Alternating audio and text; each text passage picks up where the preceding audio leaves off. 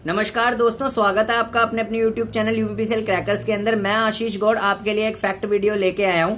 अब ये जो फैक्ट वीडियोस मैं लेके आता हूं, इसका पर्पस क्या है, उद्देश्य क्या है, ये भी मैं आपको समझा देता हूं। देखिए, अभी तक हमारे जितने जूनियर इंजीनियर के एग्जाम है, बेसिकली स्टेट गवर्नमेंट के हो गए या कुछ सेंट्रल गवर्नमेंट के हो गए, वहां पे ना सिर्फ रिटन एग्जामिनेशन है। वहां पे इन फैक्ट वीडियोस की तो खास जरूरत है नहीं, ठीक है। लेकिन कुछ जूनियर इंजीनियर के या फिर कहें जो थोड़ी छोटी पोस्ट हैं, जैसे कि इंजीनियरिंग असिस्टेंट की पोस्ट होगी, ठीक है, जैसे कि आईओसीएल में जो निकलती है, बीपीसीएल में जो निकलती है, ठीक है, इंजीनियरिंग असिस्टेंट बोल रहा हूँ, जूनियर इंजीनियरिंग असिस्टेंट करके, ठीक है।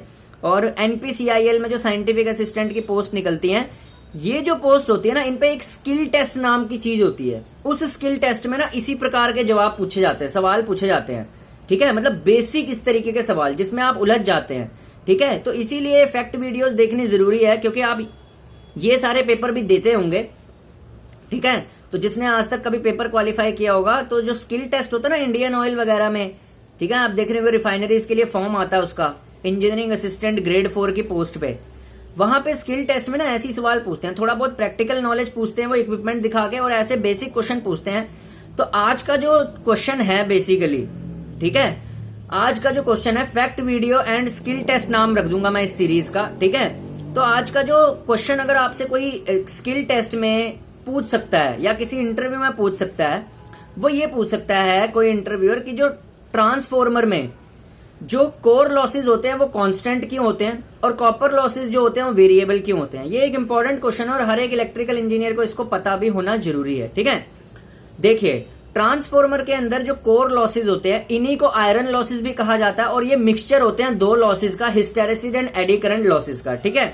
अब देखिए, कोर लॉसेज जो होते हैं ना, बेसिकली ये डिपेंड करते हैं वोल्टेज और फ्लक्स डेंसिटी के मैग्नीट्यूड पे। अब वोल्टेज रेशियो जो होता है ट्रांसफॉर्मर का, वो जनरली कांस्टेंट होता है, ठीक है। और जो फ्लक्स डेंसिटी होती है ट्रांसफॉर्मर की, नो लोड से फुल लोड तक जनरली फ्लक्स ट्रांसफॉर्मर का कांस्टेंट होता है, ठीक है। आपने देखा होगा कोर में जो फ्लक्स बना रहता है, चाहे कितना भी लोड बढ़ जाए, फ्लक्स हमेशा ट्रांसफॉर्मर का नो लोड से लेकर फुल लोड तक कांस्टेंट होता है। और यदि आयरन लॉसेस फ्लक्स डेंसिटी और वोल्टेज पे डिपेंड कर रहे हैं, तो इसका मतलब यदि ये दोनों टर्म्स कांस्टेंट हैं, तो आयरन लॉसेस भी कांस्टेंट होंगे, कोर लॉसेस भी कांस्टेंट होंगे, यानी कि hysteresis and eddy current loss भी कांस्टेंट लॉसेस होंगे। इसीलिए आयरन लॉसेस को कांस्टेंट लॉसेस कहा जाता है।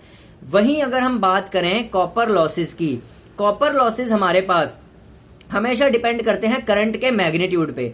I²R लिखते हैं हम, यानी कि करंट का मैग्नीट्यूड जैसे जैसे घटेगा बढ़ेगा, वैसे वैसे कॉपर लॉसेस घटेंगे बढ़ेंगे। अब ट्रांसफॉर्मर में जो कॉपर लॉसेस होते हैं वो डिपेंड करते हैं लोड पे, यानी कि करंट का मैग्नीट्यूड डिपेंड करता है लोड कैसा है, यानी कि लोड ज्यादा है तो करंट का मैग्नीट्यूड ज्यादा, लोड कम है तो करंट का मैग्नीट्यूड कम हो जाएगा। तो इसी प्रकार से यदि कॉपर लॉसेस का जो मैग्नीट्यूड है वो करंट पे डिपेंड कर रहा है और करंट डिपेंड कर रहा है लोड पे, तो ऑब्वियस सी बात है कॉपर लॉसेस हमारे डायरेक्टली प्रोपोर्शनल हो गए, यानी जो डिपेंड करेंगे वो करेंगे लोड पे, ठीक है। तो ट्रांसफॉर्मर का लोड जिस प्रकार से वेरी करेगा, कॉपर लॉसेस भी वेरी करेंगे। तो कॉपर लॉसेस को इसीलिए वेरिएबल लॉस कहा जाता है, क्योंकि वो करंट के मैग्नीट्यूड पे डिपेंड करते हैं, और ट्रांसफॉर्मर का जो करंट का मैग्नीट्यूड होता है वो डिपेंड करता है लोड पे, ठीक है। तो इस प्रकार से अगर आप उसको समझा देंगे तो वो कंप्लीटली सेटिस्फाई हो जाएगा। अगर आप कहीं पे भी स्किल टेस्ट देने जा रहे हैं, जैसे NPCIL nuclear power corporation of India limited हो गया, वहां पे तो है अभी ये सिस्टम स्किल टेस्ट वाला, ठीक है। तो वहां पे पूरी कॉन्फिडेंटली आप ये जवाब दे सकते हैं। धन्यवाद। नेक्स्ट लेक्चर फोटो डायोड का आने वाला था, वो बन चुका है, बस अपलोड करना बाकी है, वो अपलोड हो जाएगा तो आप तक पहुंच जाएगा, ठीक है। तो चैनल को लाइक करिए, सब्सक्राइब करिए, और ये फैक्ट वीडियोस भी मेरी देखते जाइए, ठीक है। पिछली फैक्ट वीडियो हार्मोनिक्स पे थी, तो जैसे किसी ने हार्मोनिक्स के बारे में आपको स्किल टेस्ट में पूछ लिया, तो आपने अगर मेरी वीडियो देखी रहेगी तो आपको ध्यान आएगा, हाँ यार आशीष सर ने हार्मोनिक्स के बारे में बताया था।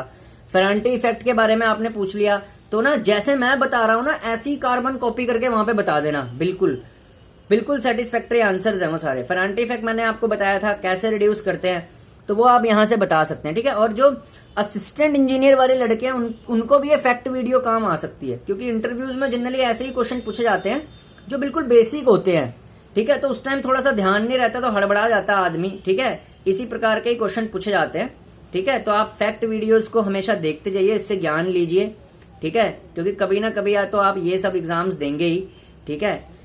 Thank you. लाइक करिए, सब्सक्राइब करिए। आज खुशी हो रही है, 309 सब्सक्राइबर हो गए हैं। ठीक है, धीरे धीरे धीरे धीरे बढ़ते जा रहे हैं। जिस दिन 500 होंगे उस दिन बहुत ज्यादा खुशी होगी।